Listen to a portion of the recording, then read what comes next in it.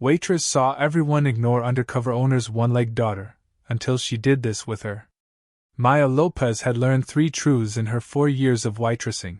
Coffee stains never come out of white shirts, Friday afternoons brought out the worst in people, and kindness was the only thing that didn't cost extra. The 4th truth?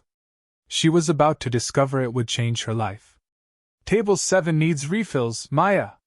She barely heard the shout over the chaos of Bridges Family Grill's lunch rush. The restaurant was packed wall to wall with families, couples, and business folks grabbing a quick bite. The smell of grilled burgers and fresh-baked rolls filled the air, mixing with the constant hum of conversation and clinking silverware. Maya balanced 3 plates on her left arm, a skill that had taken months to master, and delivered them to a table of college students who didn't look up from their phones long enough to say thank you. She smiled anyway. That was the job. Maya, we need you at the drink station. She turned, tucking a strand of dark hair behind her ear, and froze. Near the entrance, standing awkwardly beside the hostess stand, was a young girl. Maybe 8 or 9 years old. She wore a bright yellow sundress, her brown hair pulled into 2 neat ponytails. But it wasn't her outfit that caught Maya's attention. It was the way she stood, slightly off balance, her left leg ending in a curved prosthetic that peeked out from beneath her dress. Beside her stood an older man, probably in his 50s, wearing a plain gray polo shirt and faded jeans. Nothing about him screamed wealth or importance. He looked like every other tired dad who walked through those doors on a Friday afternoon. The hostess, Becca, barely glanced at them before grabbing 2 menus. Booth 12, she muttered, already turning away. Maya watched as the girl tried to keep up with her father's pace, her prosthetic clicking softly against the tile floor. A few customers glanced up, then quickly looked away. One woman whispered something to her husband, who shook his head and returned to his meal. The girl's shoulders hunched forward, as if she was trying to make herself smaller. Maya felt something tighten in her chest. Order up for table 9! She shook herself back to reality and grabbed the tray of drinks, weaving through the crowded restaurant. Focus, Maya. You've got 12 tables and a double shift ahead. But even as she dropped off sodas and took orders, her eyes kept drifting to booth 12. The girl sat stiffly across from the man, her hands folded neatly in her lap. He was showing her something on the menu, pointing at pictures and trying to make her smile. Maya! Tina, the manager, appeared at her elbow like a storm cloud. Her blonde hair was pulled back so tight it looked painful, and her red lipstick was already smudged from the afternoon stress. Table 6 has been waiting for their check for 10 minutes. Move it. Sorry, Tina. I'm on it. You better be. Corporate's been breathing down my neck all week about our turnaround times. She surveyed the dining room with narrowed eyes. We flip tables, we make money. That's the only rule that matters. Maya nodded and hurried off, though Tina's words left a sour taste in her mouth. We flip tables, we make money. As if people were just numbers on a spreadsheet. She was printing out the check for table 6 when she heard it. Crash. The sound of breaking glass cut through the restaurant chatter like a knife. Conversation stopped. Heads turned. Maya's heart sank. At booth 12, the young girl was frozen, her hand still extended where her glass of lemonade had been. Yellow liquid spread across the table and dripped onto the floor, mixing with shards of broken glass. Her face had gone completely white. I'm sorry, she whispered. I'm sorry, I didn't mean. Jesus Christ. Someone muttered from a nearby table. The man reached for napkins, his expression calm but concerned. It's okay, sweetheart. Accidents happen. But the girl wasn't listening. Her eyes darted around the restaurant at all the staring faces, and Maya saw her bottom lip begin to tremble. Tears welled up in her eyes. Becca, get a mop! Tina called out from across the room, not even bothering to approach the table. She caught Maya's eye and made a circular motion with her hand. Keep moving. Don't let it slow you down. Maya saw 2 other servers glance at booth 12, then deliberately turn away. Too messy. Too complicated. Not their section, not their problem. The girl's hands were shaking now, and she tried to help clean up, reaching for the broken glass. "No, honey, don't," the man started. Maya didn't think. She just moved. In 5 seconds, she was at their booth, kneeling down beside the spill. "Hey there," she said softly, looking directly at the girl. "I drop stuff all the time. Last week, I broke 3 plates in one shift. My manager wanted to make me wear a bell like a cat." The girl blinked, her tears pausing mid-track. "Really?" "Really." Maya grabbed a nearby towel and started soaking up the lemonade. "Glass is the worst, though. It goes everywhere. One time, I found a piece in my shoe 3 hours later.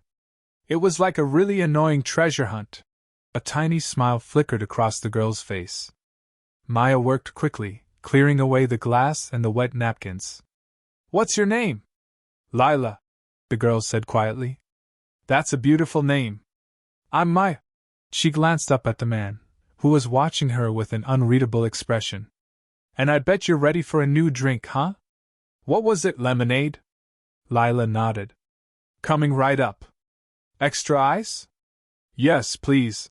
As Maya stood to grab a broom, she noticed Lila staring at the pile of soggy napkins on the table.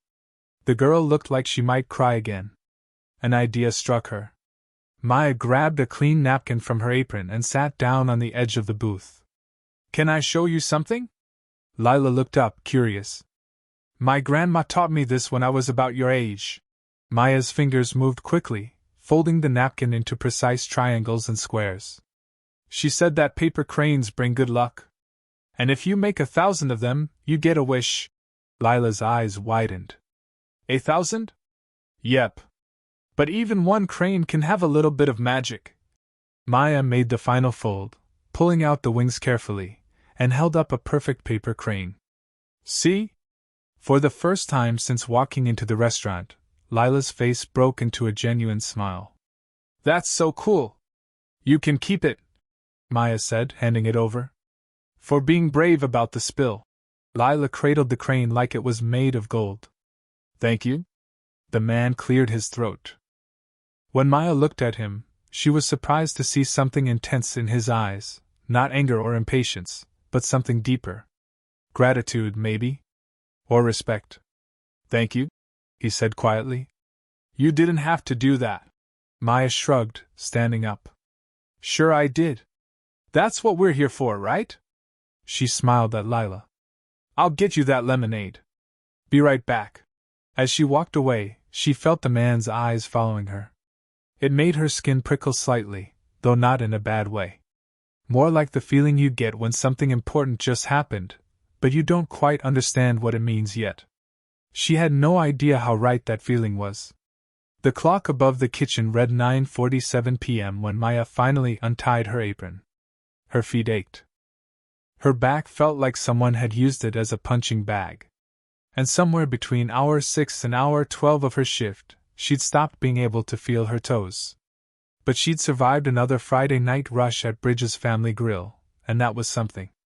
"Maya, can you help me stack these chairs?" Becca called from across the dining room. "Yeah, give me a sec." The restaurant looked different after closing. Quieter. Almost peaceful, with the lights dimmed and the constant noise of customers finally gone.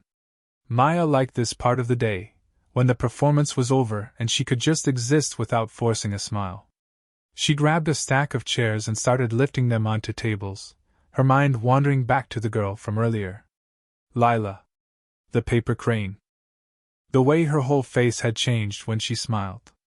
"Did you see what happened at booth 12 today?" Becca asked, appearing beside her with more chairs. Maya's stomach tightened. "The spill?" "Yeah, I helped clean it up." "No, I mean after." Becca lowered her voice even though they were alone in the dining room. "Tina was pissed. She was telling Marco that you spent way too long with that table. Said you were playing arts and crafts when you should have been flipping sections. I was there for maybe 5 minutes. I know. I'm just warning you." Becca glanced toward the manager's office, where light still spilled from under the door. "You know how Tina gets about efficiency metrics." Maya did know. Tina had come from corporate 6 months ago with a mission to optimize operations. which apparently meant treating human beings like numbers on a spreadsheet. Gone were the days when servers could actually talk to customers. Now everything was about speed. Turnover. Profit margins. Whatever. Maya muttered, lifting another chair. The kid was upset. What was I supposed to do, ignore her? According to Tina? Probably. They worked in silence for a moment, the only sound the scraping of chair legs against tables. Maya was about to suggest they call it a night when she heard voices coming from the back office. Installation was completed last Tuesday, someone was saying. Male voice. Unfamiliar.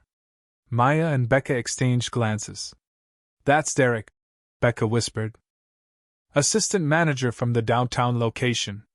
What's he doing here? They moved closer to the office, not quite eavesdropping but not quite walking away either. The door was slightly ajar, and through the gap, Maya could see Tina leaning against her desk, arms crossed. So all 20 cameras are functional? Tina asked. Every single one. Corporate didn't want to take any chances with this evaluation period. Maya's heart skipped. Cameras? They'd always had security cameras, but something about Derek's tone suggested this was different. And the staff doesn't know they're being watched specifically? Tina continued. That's the whole point of the kindness challenge, Derek said, and Maya could hear the air quotes in his voice. Upper management wants authentic behavior, not performance. They're evaluating how staff interact with customers when they think nobody important is watching. Tina laughed, a sharp, humorless sound. Good luck with that. Half my team can barely remember to smile, let alone show actual kindness. Well, that's what the evaluation is for. Corporate wants to identify problem locations and problem employees. The cameras feed directly to headquarters. They've been watching all week. Maya felt her blood run cold. What happens if a location fails? Tina asked. Restructuring. Retraining. Terminations if necessary. Derek's voice dropped lower. Between you and me, they're looking to make examples. Show the rest of the chain that we're serious about the brand's family-friendly, compassionate service image. When do we find out the results? End of next week. But they're reviewing footage daily, flagging incidents for follow-up. Maya's mind was racing. Hidden cameras. Corporate evaluation. They've been watching all week. Hey, you okay? Becca touched her arm. You look like you've seen a ghost. I'm fine. Maya lied. Just tired. But she wasn't fine. She was thinking about booth 12. About Lila and the spill. About kneeling down and making that paper crane while half the restaurant watched. About the man who had sat there so quietly, observing everything. And then she remembered something else. Something that had barely registered at the time, but now seemed to glow like a warning sign in her memory. The small red light above booth 12. Blinking steadily throughout the lunch rush. She'd assumed it was just a regular security camera, the same one that had been there for years. But what if it wasn't? What if it was one of the new cameras Derek had just mentioned? I need some air, Maya said abruptly. She pushed through the back door into the employee parking lot, gulping down the cool night air. Her hands were shaking, and she wasn't entirely sure why. They were watching. Someone was watching when I helped Lila. But was that a good thing or a bad thing? On one hand, she'd done exactly what Derek described, shown authentic kindness without knowing she was being evaluated. That had to count for something, right? On the other hand, Tina had already complained about her wasting time with that table. If the footage showed Maya spending 10 minutes folding napkins and chatting instead of serving other customers, would corporate see it as compassionate service or poor time management? Maya thought about Tina's earlier words, we flip tables, we make money. That's the only rule that matters. If that was really the only rule that mattered, then Maya had already failed. She'd chosen to comfort a scared little girl over maximizing table turnover. She'd chosen humanity over efficiency. And now someone in corporate headquarters, someone she'd never met, someone who only saw numbers and metrics, had footage of her making that choice. Her phone buzzed. A text from her friend Sarah at the rehab center, still on for tomorrow? The kids have been asking about you. Maya smiled despite her anxiety. The rehab center. Her Saturday morning volunteer work. The one place where kindness wasn't measured in dollars or table turnover rates. Wouldn't miss it, she texted back. She looked up at the night sky, trying to calm her racing thoughts. Maybe she was overreacting. Maybe the cameras had nothing to do with her. Maybe that blinking light above booth 12 was just a coincidence. But deep in her gut, Maya knew better. Something had started today. Something she didn't fully understand yet. The man's quiet, "Thank you," echoed in her memory. The intensity in his eyes. The way he'd watched her so carefully, as if she was being tested. Maya shivered and headed back inside. She had no idea that the test had only just begun. Maya's phone alarm went off at 7 a.m., dragging her from a restless sleep filled with blinking red lights and disapproving faces. Saturday mornings were supposed to be her slow days. She wasn't scheduled at Bridges until the dinner shift, which meant she could spend the morning at the rehab center before heading back to sling burgers and force smiles. It was the rhythm that kept her sane, balancing the chaos of restaurant work with the genuine purpose she felt helping kids at Mountain View Rehabilitation Center. But as she checked her phone, still half asleep, she saw 3 missed calls from Tina and a text message that made her stomach drop. "Need you in my office at 9 a.m. Don't be late." Maya stared at the message for a full minute, her heart pounding. In 4 years of working at Bridges, Tina had never called her in on a day off. This couldn't be good. She arrived at the restaurant at 8:55 a.m., her hair still damp from a rushed shower. The parking lot was empty except for Tina's silver BMW, and one other car Maya didn't recognize. The breakfast shift didn't start until 10, so the building felt eerily quiet as she unlocked the front door. "Back here!" Tina's voice echoed from her office. Maya walked through the empty dining room, past the table she'd stacked chairs on just hours ago. Someone had already put them back down, ready for the day's customers. The morning light streaming through the windows made everything look too bright, too exposed. Tina's office was a small, windowless room crammed with filing cabinets, scheduling charts, and motivational posters that said things like, "Teamwork makes the dream work." Tina sat behind her desk, perfectly made up despite the early hour, her fingers drumming impatiently on a manila folder. "Sit," she said without preamble. Maya Saturday. Tina opened the folder and pulled out what looked like printouts, time stamps, table numbers, transaction records. "Do you know why you're here?" "No," Maya said honestly. "Yesterday. Booth 12. Ring any bells?" Maya's mouth went dry. "The family with the little girl?" "The family you spent." Tina consulted her paperwork. 10 minutes and 47 seconds entertaining while your other tables waited for service. There was a spill. I cleaned it up. Becca could have handled the spill. You decided to sit down and play origami artist. Tina's eyes were cold. "Do you know what your table turnover rate was yesterday compared to the previous Friday?" Maya didn't answer. 17% lower. 17%, Maya. Do you understand what that means for our numbers? I was helping a customer. You were slacking off. Tina leaned forward. I pulled the security footage. You sat down at that booth. You folded napkins. You chatted like you were at a coffee date instead of working a rush shift. The security footage. Of course they'd reviewed it. Maya felt her face flush, but she couldn't tell if it was from embarrassment or anger. That little girl was scared and embarrassed, Maya said, keeping her voice steady. Everyone in the restaurant was staring at her. She was about to cry. I took 5 minutes to calm her down.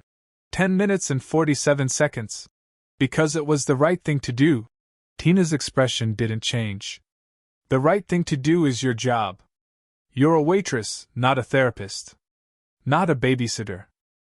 Not a social worker. She tapped the folder with one manicured nail.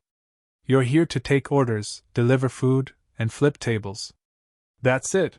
But the girl. I don't care about the girl. Tina's voice rose, sharp enough to make Maya flinch.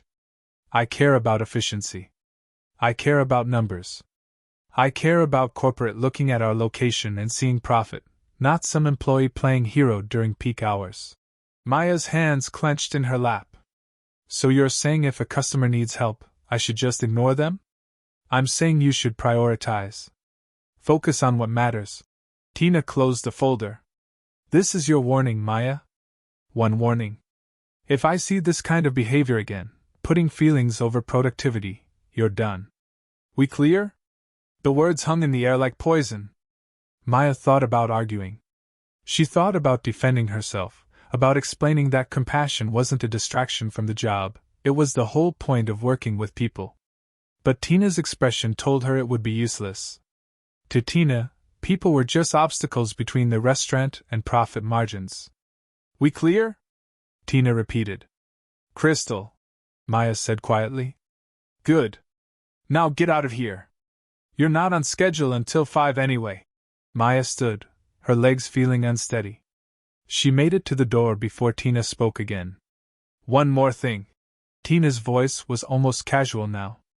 Corporate's doing some kind of evaluation program this month. Reviewing all locations. So everyone needs to be on their best behavior. That means fast, efficient service. No detours. No drama. Got it? Maya turned back. Got it. She walked through the empty restaurant in a daze, past the spotless tables and the cheerful posters advertising family meal deals. The morning sunlight that had seemed so bright earlier now felt harsh and unforgiving. Outside, she sat in her car for a full 5 minutes, gripping the steering wheel and trying to process what had just happened. You want to play hero? Do it on your own time. The words stung more than they should have. Maybe because part of her wondered if Tina was right. Maybe she had crossed a line. Maybe she'd let her personal feelings override her professional responsibilities. But then she thought about Lila's face when she'd smiled at the paper crane. The relief in her eyes. The way her shoulders had relaxed, just a little. Maya checked the time, 9:23 a.m. She had just enough time to make it to Mountain View before her shift started. She started the car and pulled out of the parking lot, leaving Bridges Family Grill and its family-friendly lies behind her. At least for a few hours. Because Tina was right about one thing, Maya did want to play hero. And at Mountain View Rehabilitation Center, surrounded by kids who needed someone to believe in them, she could do exactly that. On her own time. Where it actually mattered. Mountain View Rehabilitation Center smelled like hope and antiseptic. Maya pushed through the glass doors at 10:15 a.m., her earlier confrontation with Tina already feeling like it happened in another lifetime. Here, the rules were different. Here, nobody cared about table turnover rates or efficiency metrics. Here, the only thing that mattered was helping kids learn to navigate a world that wasn't always built for them. Maya! A little boy named Tommy wheeled toward her in his chair, grinning. Did you bring the art stuff? Would I forget? She held up her bag filled with construction paper, markers, and glue sticks. What are we making today? Dinosaurs. Obviously, Maya laughed and ruffled his hair. Go set up in the activity room. I'll be there in 5 minutes. She checked in at the front desk, signed the volunteer log, and was heading toward the activity room when she heard it. A familiar laugh. Young, bright, unmistakable. Maya froze. Through the window of the physical therapy gym, she saw her. Yellow sundress replaced with purple leggings and a t-shirt, her 2 ponytails bouncing as she walked along the parallel bars, but it was definitely her. Lila. The girl from booth 12. Maya's breath caught in her throat. What were the odds? In a city of 500,000 people, what were the chances that the same little girl she'd helped yesterday would be here, at the exact rehab center where Maya volunteered? She stood there, transfixed, watching as Lila carefully placed one foot in front of the other, her physical therapist walking beside her with encouraging words. The prosthetic leg moved smoothly, but Maya could see the concentration on Lila's face, the effort each step required. That's it, Lila! 5 more steps and we're done for today! Lila made it to the end of the bars, and her face broke into a triumphant smile. I did it! You sure did, kiddo! And then Maya saw him.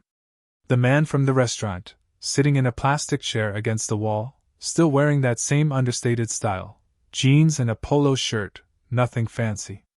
But now Maya noticed other details. The expensive watch on his wrist. The way he carried himself with quiet confidence. The fact that he was watching Lila with an intensity that spoke of deep love and possibly deeper fear. Before Maya could think better of it, she pushed open the gym door. "Lila?" The girl's head whipped around, and her eyes went wide. "Maya! You're here!" She rushed forward, well, as much as she could rush, and threw her arms around Maya's waist. The hug was so genuine, so full of joy, that Maya felt tears prick her eyes. "What are you doing here?"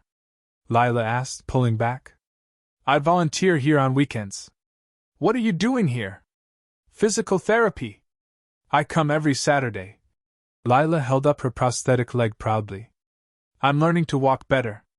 Dr. Chen says I'm making excellent progress." "That's amazing." Maya knelt down to Lila's level. "I'm so proud of you." The physical therapist, a woman in her 30s with kind eyes, approached them. "I take it you two know each other?" "Maya made me a paper crane yesterday," Lila announced. "It's on my nightstand at home. I look at it every night before bed." Something warm bloomed in Maya's chest. The man stood up and walked over, and Maya saw recognition flicker across his face too. "The waitress from Bridges," he said quietly. "Small world." "Very small," Maya agreed, standing up. She extended her hand. "Maya Lopez." His handshake was firm, professional. "Good to see you again. Lila hasn't stopped talking about you. She made me feel so much better," Lila interjected. "Everyone was staring at me because I knocked over my drink, but Maya said she breaks stuff all the time, and then she made me the crane, and—" "All right, sweetheart, let's let Maya breathe," the man said, but he was smiling. Dr. Chen checked her watch. "We're done for today, Lila. Great session. Same time next week? Can Maya come watch?" Lila asked hopefully. "If she wants to," Dr. Chen said. "We're always happy to have visitors." "I'd love to," Maya said without hesitation. As Dr. Chen walked back to her office, Lila tugged on Maya's sleeve. "Do you know how to make other things? Besides cranes?" "A few things. My grandmother was really good at origami. She taught me before she passed away. Could you teach me? I want to make cranes for all my friends here." Lila's eyes sparkled with enthusiasm. "We could make a whole flock." Maya felt her heart squeeze. "That's a beautiful idea. Actually, we could make a mobile, you know, the things that hang from the ceiling? We could string up dozens of cranes so they look like they're flying." "Yes." Lila practically bounced. "For my bedroom. Dad, can Maya help me make a crane mobile?" The man hesitated, and for a moment Maya worried she'd overstepped. But then he smiled. "I think that sounds wonderful. Mr. Walters?" A nurse appeared in the doorway with a clipboard. "I need you to sign some updated insurance forms when you have a moment." "Of course. I'll be right there." "Walters." The name hit Maya like a punch to the stomach. Mr. Walters. She'd heard that name before. Recently. Where had she? And then it clicked. The conversation she'd overheard last month in the restaurant's break room. Becca had been reading some local business magazine, gossiping about the city's wealthiest residents. "Did you see this article about Elliot Walters? The restaurant guy? He's worth like $500 million. Owns Bridges Family Grill, The Harvest Table, 3 other chains. And he started from nothing, can you believe it?" Maya's eyes snapped to the man, Mr. Walters, who was now heading toward the nurse with his clipboard. Elliot Walters. Owner of Bridges Family Grill. The man whose company had installed hidden cameras to evaluate employees. The man who had sat in booth 12 yesterday, watching silently as Maya helped his daughter. The man who had been there to witness everything. Her mouth went dry. Her palms started to sweat. "Maya? Are you okay?" Lila was looking up at her with concern. "You look funny." "I'm fine."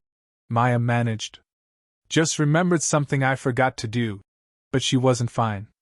Her mind was racing, connecting dots she hadn't even known were there. The hidden evaluation. The blinking camera. The quiet observation. The way he'd watched her so intently, as if measuring something. Oh God. Had yesterday been a test? I'll see you next week, okay, Lila? Maya said quickly. I have to go help Tommy with his dinosaur project. Okay. Don't forget about the mobile. I won't. I promise. Maya walked out of the gym on shaky legs, her mind spinning. If that man really was Elliot Walters, and every instinct told her he was, then yesterday hadn't been a random act of kindness. It had been an audition. And Maya had no idea if she'd passed or failed. Monday morning arrived with the kind of dread that sits in your stomach like a stone. Maya clocked in at 10:45 a.m., tying her apron with hands that wouldn't stop shaking. She'd barely slept. Every time she closed her eyes, she saw Elliot Walters sitting in that booth, watching her, evaluating her, recording her every move on those hidden cameras. The Sunday dinner shift had been torture. She'd second-guessed every interaction, wondering if she was being too friendly or not friendly enough, if she was moving too slow or rushing too fast. She dropped a tray of silverware and nearly had a panic attack right there in the middle of the dining room. But today felt different. Today felt like something was about to break. Morning, sunshine! Maya nearly jumped out of her skin. Tina was standing by the hostess stand, and she was smiling. Actually smiling. Her red lipstick was perfect, her hair was styled in soft waves instead of the usual severe bun, and she was wearing a dress instead of her standard manager's polo. Morning, Maya said cautiously. Beautiful day, isn't it? Tina's voice was unnaturally cheerful. I've got a good feeling about today. A really good feeling. Becca appeared at Maya's elbow, looking equally confused. Is she on drugs? She whispered. District office is sending someone for a surprise inspection. Marco called from behind the bar, answering the unspoken question. She's been like this since she got the call an hour ago. Ah. That explained everything. All right, people, listen up. Tina clapped her hands together like an over-caffeinated cheerleader. Today is about excellence. I want perfect service, perfect timing, perfect everything. Smile at every customer. Check on tables regularly. Make this place shine. Corporate has its eyes on us, and we are going to show them what Bridges Family Grill is all about. Are we clear? A chorus of unenthusiastic yes echoed through the restaurant. I said, are we clear? Yes. Everyone repeated louder this time. That's what I like to hear. Now let's make magic happen, people. Maya exchanged a look with Becca. Magic. Right. The lunch shift started normally enough. Tables filled up quickly, business people on lunch breaks, mothers with young children, a few college students studying over sandwiches. Maya fell into her rhythm, taking orders, delivering food, refilling drinks. She tried not to think about cameras or evaluations or billionaire restaurant owners. She was dropping off a burger at table 8 when the bell above the entrance chimed. Maya glanced up automatically and felt her heart stop. Elliot Walters stood in the doorway, Lila's hand tucked safely in his. He was wearing the same unremarkable style, khakis and a button-down shirt that could have come from any department store. Nothing about him screamed wealth or power. But Maya knew. And the knowledge felt like a weight pressing down on her chest. Welcome to Bridges! Becca chirped from the hostess stand, grabbing 2 menus. Table for 2? Please, Walters said.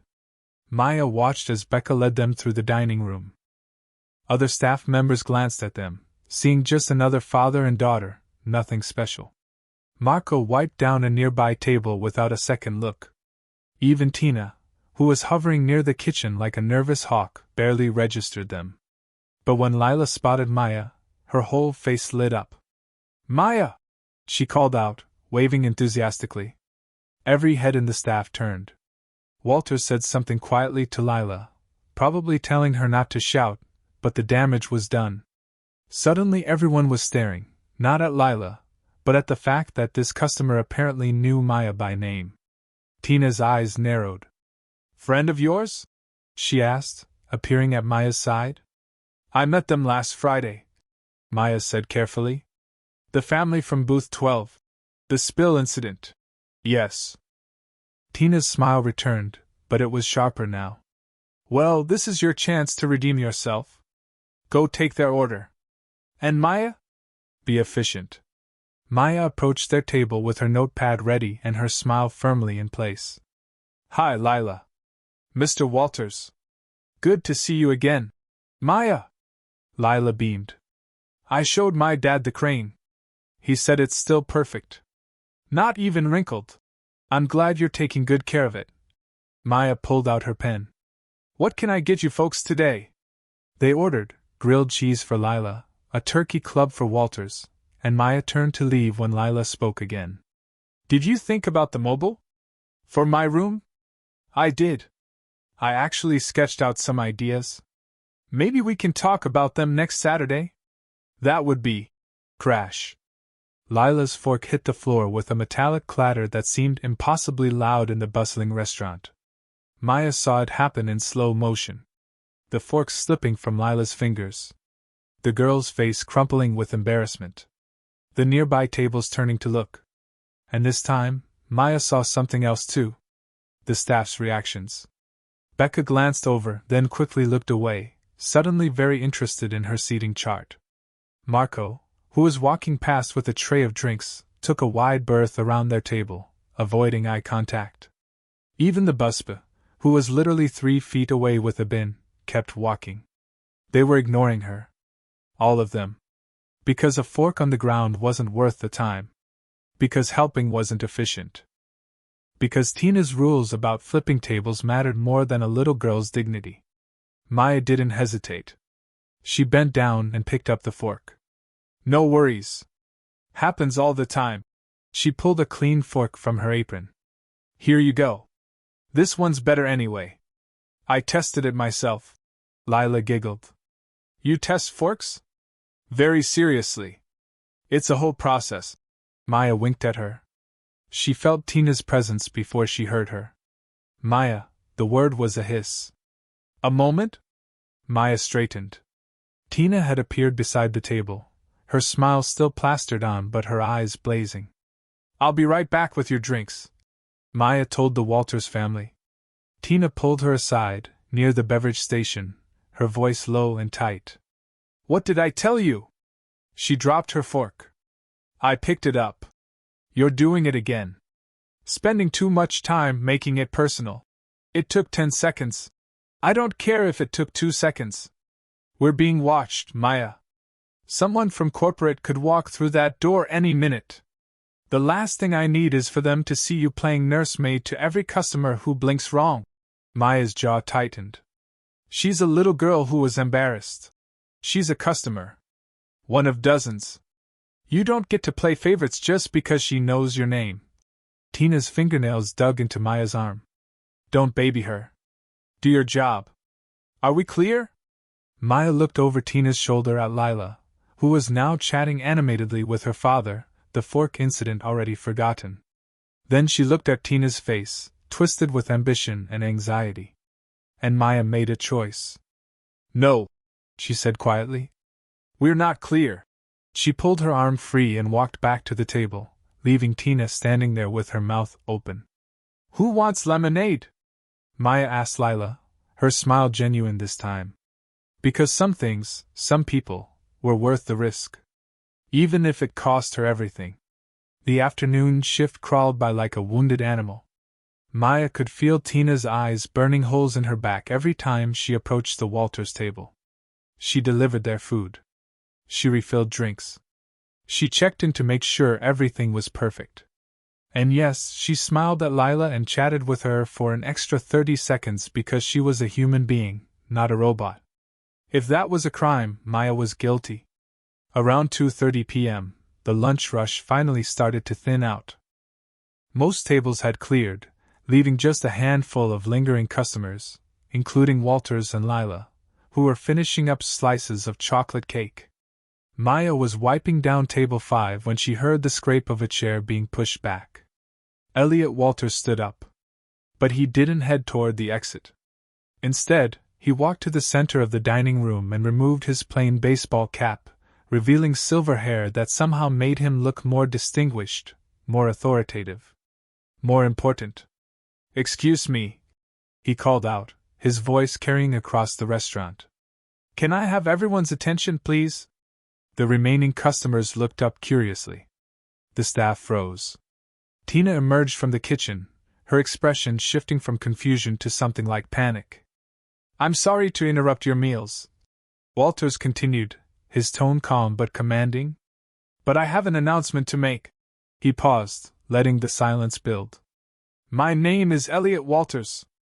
I'm the founder and CEO of Bridges Family Grill." The reaction was instantaneous. Gasps rippled through the room. Becca dropped the menus she was holding. Marco's mouth fell open. 2 servers who'd been rolling silverware at a corner table stood up so fast their chairs scraped against the floor. And Tina turned absolutely white. "For the past 2 weeks," Walter said, his voice steady, "my daughter Lila and I have been visiting Bridges locations across the region. We've been conducting what we call the Kindness Challenge, an undercover evaluation to see how our employees treat customers when they think nobody important is watching." Maya's legs felt weak. She gripped the edge of the table she'd been cleaning. "You see," Walters continued, "anyone can smile when the boss is looking. Anyone can provide good service when they know they're being evaluated. But true character, true compassion, shows up in the small moments. When a customer spills a drink. When a child drops a fork. When someone is embarrassed or scared or struggling." He gestured to Lila, who sat quietly at their table, watching everything with wide eyes. "My daughter was born with a condition that required her leg to be amputated when she was 4 years old. She's adapted beautifully, and she's one of the strongest people I know. But the world isn't always kind to children who are different." His voice caught slightly, the first crack in his composed exterior. "I needed to know, if the people representing my company, the staff wearing our name tags and serving our customers, would treat her with dignity. Or if they'd look away." The dining room was dead silent. Even the kitchen noises had stopped. "Last Friday," Walters said, pulling a tablet from his bag, "we visited this location for the first time." Lila accidentally knocked over her drink. Glass shattered. Lemonade went everywhere. It was messy and loud and drew a lot of attention. He tapped the screen. "We have footage from that afternoon. Would you all like to see it?" No one answered, but Walters took the silence as consent. He connected his tablet to the dining room's TV screen, the one they usually use to display menu specials, and pressed play. The footage was crystal clear. Maya watched herself on screen, kneeling beside the spill. She could see Lila's frightened face, see her own hands moving gently as she cleaned up the mess. The camera even caught audio. Her voice was soft but clear. "I drop stuff all the time. Last week, I broke 3 plates in one shift." Then came the napkin folding. The paper crane taking shape. Lila's smile breaking through like sunshine after rain. Maya hadn't realized how long she'd stayed at that table. On camera, it looked like hours, though she knew it had only been minutes. But every second of those minutes had been focused entirely on making a scared little girl feel safe. The footage changed. Now it showed a different angle. The kitchen camera. And there was Tina, talking to another server, her voice sharp. "The girl with the prosthetic at booth 12? Let housekeeping handle the spill. We don't have time for drama today." Another server's voice. "Should someone check on them?" Tina's response was ice cold. "They're fine. Focus on your own section." The dining room felt colder. Maya glanced at Tina, whose face had gone from white to gray. The footage jumped to today. Monday. Just an hour ago. Maya saw herself picking up Lila's dropped fork, saw the other staff members deliberately avoiding eye contact, walking past like Lila didn't exist. And then came Tina's voice near the beverage station, caught perfectly by the overhead camera. "Don't baby her. We're being watched. Do your job. Walters turned off the screen. The silence that followed was suffocating. I've visited 23 Bridges locations in the past 2 weeks, Walters said quietly. My daughter has dropped things, spilled things, needed help in 23 different restaurants. And do you want to know how many employees stopped to help her with genuine kindness? He paused. 7. 7 out of hundreds of staff members across this entire region actually treated my daughter like she mattered. Maya felt tears burning in her eyes. The kindness challenge isn't about catching people doing something wrong, Walters continued. It's about finding people doing something right. It's about identifying employees who understand that our slogan, family first, always, isn't just marketing. It's a promise. He turned to look directly at Maya. Last Friday, a waitress named Maya Lopez spent 10 minutes and 47 seconds with my daughter. She cleaned up a mess that wasn't technically her responsibility. She folded a paper crane to calm a frightened child. She saw my daughter not as an inconvenience or a distraction from her other tables, but as a human being who needed kindness. Maya's face was wet now, tears streaming down her cheeks. And today, Walters said, his voice growing firmer, when that same waitress was explicitly told to prioritize efficiency over empathy, she chose compassion anyway. Even knowing she might lose her job. Even when her manager was watching. He turned to Tina. Manager Tina Roberts, you're dismissed. Effective immediately. Please collect your things and leave the premises. Tina made a choking sound. You can't, I'd been with this company for 6 years. You've been prioritizing table turnover rates over human decency. Walters said flatly. That's not what this company stands for. Security will escort you out. As if on cue, 2 men in suits appeared from the back office. Corporate security, Maya realized. They'd been here the whole time, waiting. Tina shot Maya a look of pure venom before stalking toward her office, the security guards following. Walters turned back to the assembled staff and remaining customers. I'm sorry you all had to witness that. But I needed everyone to understand something. His voice softened. In this company, in MY Company, kindness isn't a distraction from the work. Kindness is the work. He walked over to Maya, who was still frozen in place, tears streaming down her face. Ms. Lopez, he said gently, would you come with me, please? I think we need to talk. Maya's voice came out as barely a whisper. Am I in trouble? Elliot Walters smiled, really smiled, for the first time since she'd met him. No, he said. You're getting promoted. The restaurant's back office had never felt so small. Maya sat in one of the plastic chairs normally reserved for employee disciplinary meetings, her hands twisted in her lap, heart hammering against her ribs. Elliot Walters sat across from her, his daughter Lila perched on a chair beside him, swinging her legs and looking entirely too pleased with the whole situation. You're not in trouble, Walters repeated, as if reading Maya's thoughts. I promise. Then why do I feel like I'm about to throw up? He laughed, a warm, genuine sound. Because the last time you were called into an office, someone told you that caring about people was a problem. Maya's throat tightened. Tina said I was slacking off. Tina was wrong. Walters leaned forward, his expression serious now. Maya, can I ask you something? Why did you help Lila that day? Because Maya paused, trying to find words for something that had felt so instinctive.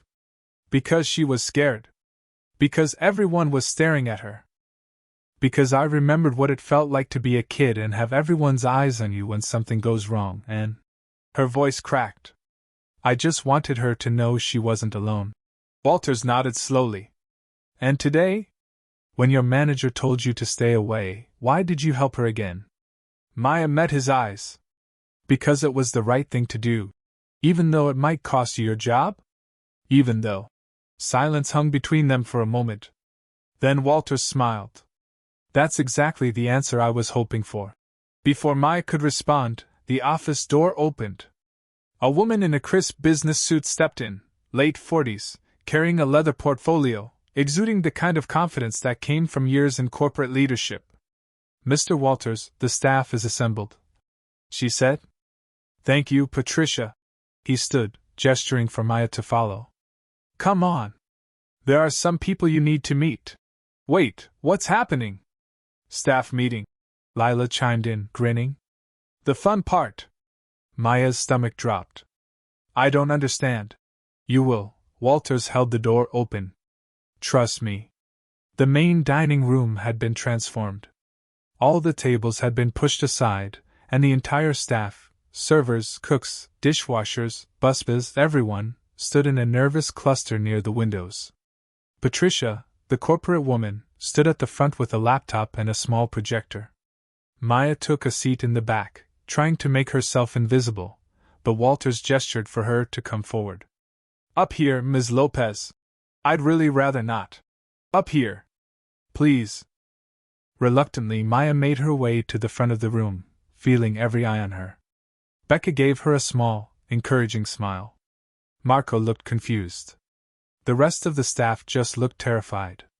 Walters cleared his throat.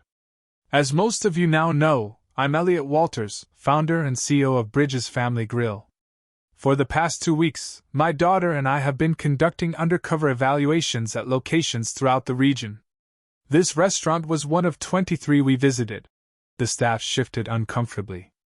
I want to be very clear about something. Walters continued. This wasn't about catching people doing something wrong. We weren't trying to trick you or trap you. We were searching for something specific. Employees who embody the values this company was built on. Compassion. Integrity.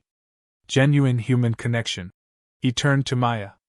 In 23 restaurants, 7 employees showed my daughter true kindness. 7 people who saw past her prosthetic leg, past the spills and the dropped forks, and treated her with dignity and warmth. His voice grew stronger. Maya Lopez was one of those 7. But she's the only one who did it twice. Who risked her job to do what was right, even after being explicitly told not to. Maya felt her face burning. This restaurant has been operating under the wrong priorities. Walters said, his gaze sweeping across the assembled staff. Your previous manager believed that efficiency was everything.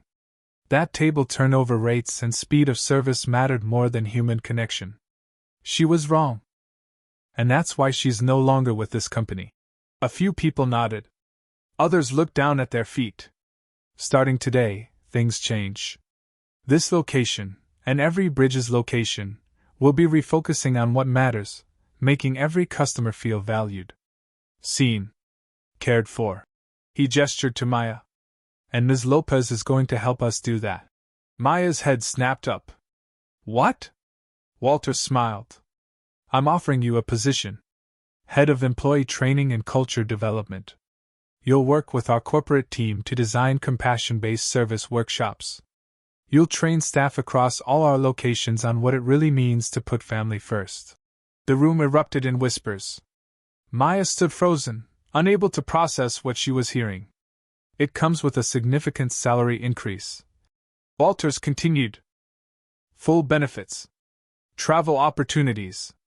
You'd be based here but work with teams across the region. You'd help reshape how this entire company approaches customer service. Maya's voice broke. I don't know what to say. You can say yes.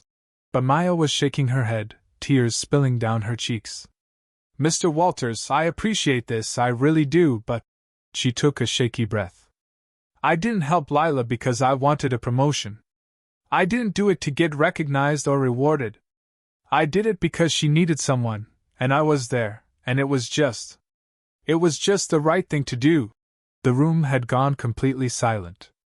I'm not special. Maya continued, her voice barely above a whisper. I'm just a waitress who cares about people. That's all. Elliot Walters' expression softened. He took a step closer, his voice gentle but firm. Maya, you just said you're just a waitress who cares about people. Do you know how rare that is? How many employees go through the motions, deliver adequate service, clock out, and never think twice about the human beings they interact with? He shook his head. You didn't help my daughter for recognition. You didn't do it for a reward. You did it because you genuinely cared. And that... He paused, emotion thick in his voice. That's exactly why you deserve this position.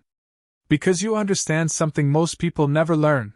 Kindness isn't a strategy. It's not a performance. It's simply who you are.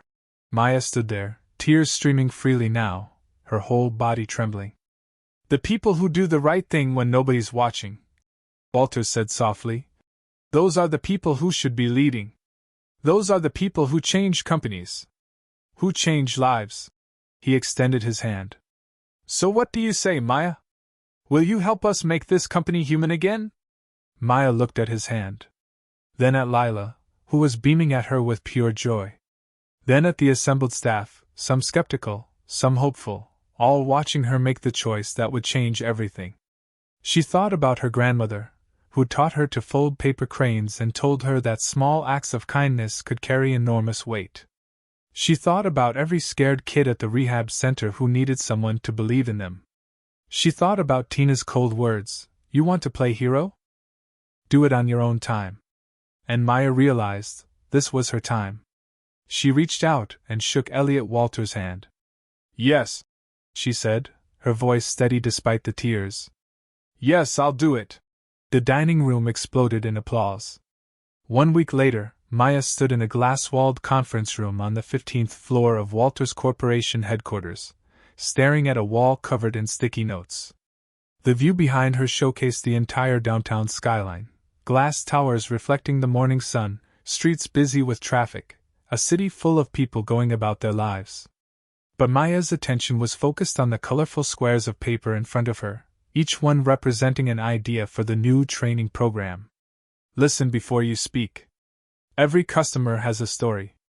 Efficiency without empathy is just speed. Patricia, the corporate liaison who'd become Maya's mentor over the past week, walked in with 2 cups of coffee. "How's it coming?" Slowly, Maya accepted the coffee gratefully. "I want to get this right." "You will." Patricia studied the wall of notes.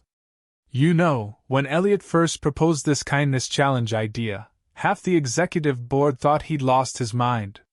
They said you can't measure compassion. You can't train people to care. What do you think?" Patricia smiled. "I think you're proving them wrong."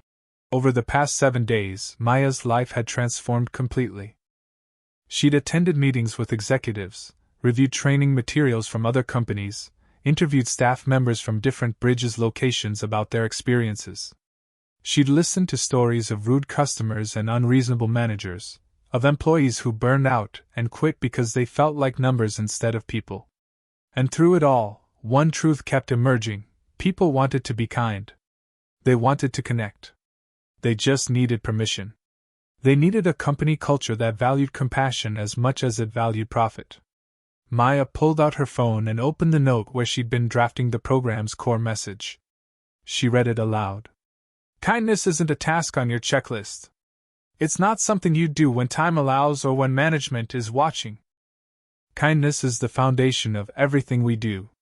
It's the culture we create, table by table, interaction by interaction, moment by moment." "That's beautiful," Patricia said softly. "That should be the tagline. You think?" "I know." Patricia gestured to Maya's phone. "Send it to marketing." They'd been waiting for the final wording for the posters. Maya hesitated, then pressed send. Within hours, the design team had created mock-ups. By the end of the day, the order had been placed. By the end of the week, every Bridges Family Grill location would have posters displayed in their break rooms. Every table matters. Kindness isn't a task. It's the culture. Maya Lopez, head of employee training. Maya still couldn't believe her name would be on posters.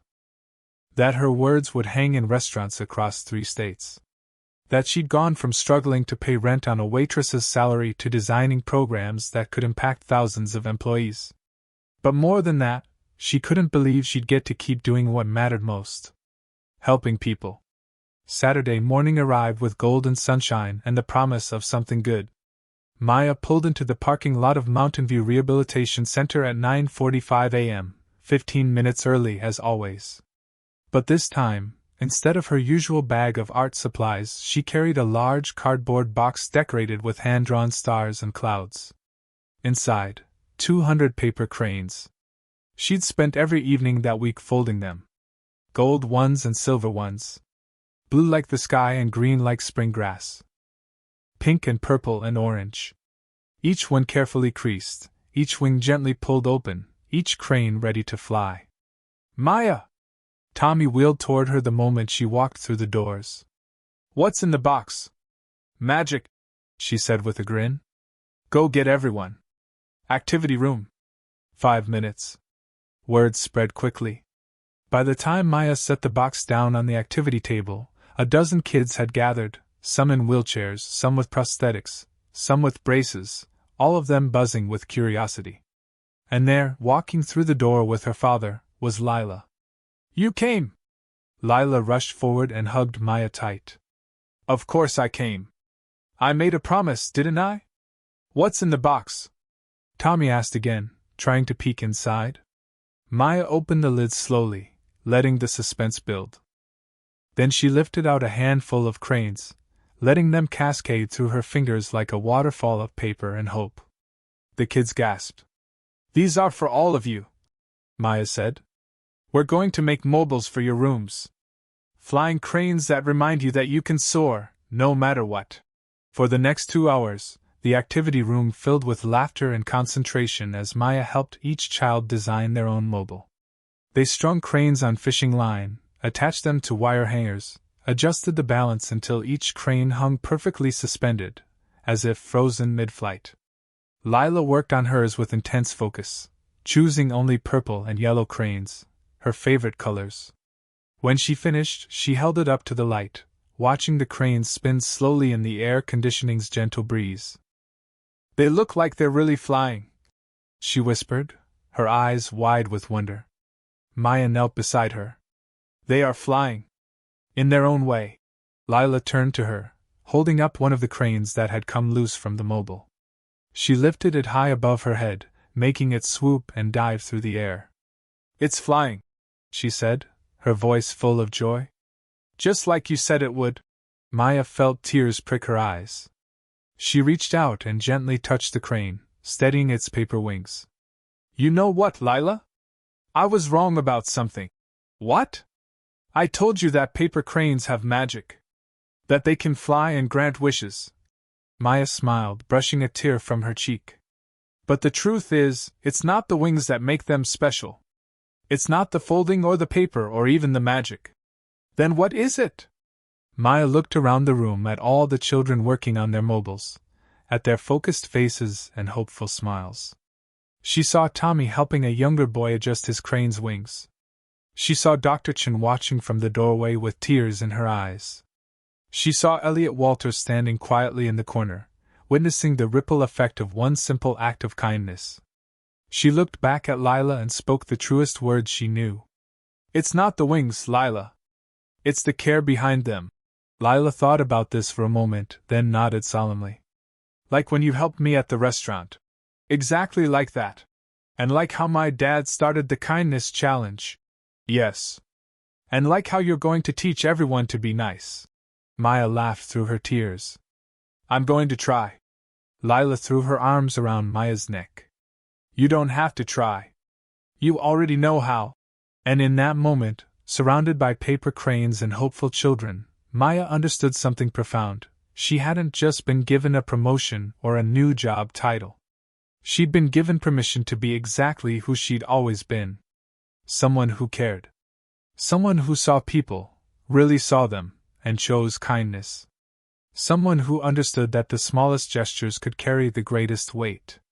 Outside the window, real birds soared across the clear blue sky. Inside the activity room, paper cranes spun in lazy circles, suspended by invisible threads. And Maya Lopez, former waitress, current head of employee training, and forever believer in the power of small kindnesses, smiled. Because some things, the most important things, don't need wings to fly.